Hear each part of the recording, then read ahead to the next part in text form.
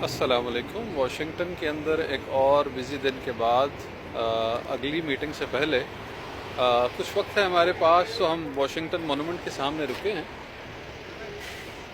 ये Washington monument जो है इसको अंग्रेज़ी ज़ुबान में ओबलिस्क कहा जाता है, और ये कदीम मिस्री तहज़ीब के शाहकारों में से एक शाहकार है।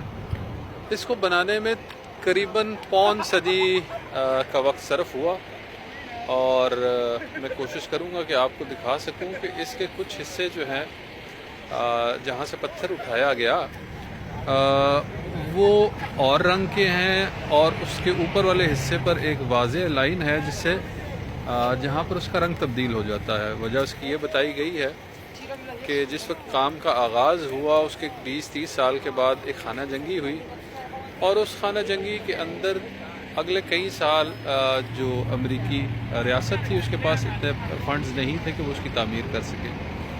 जब खाना जंगी का अख्ताम पजीर हुआ और दोबारा इसको तामीर करना शुरू किया गया, अगरचे उसी जगह से पत्थर उठाए गए जहाँ पहले से पत्थर उठाए गए थे, लेकिन कुदरती अमल की वजह से उसमें इतनी तगय्युर आ चुका था कि एक पत्थर का रंग दूसरे पत्थर से नहीं मिलता।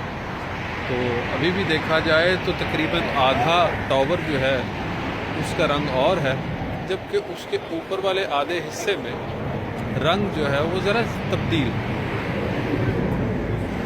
अभी हमारी अगली मीटिंग का वक्त हुआ चाहता है, मिलते हैं कुछ वक्त के बाद।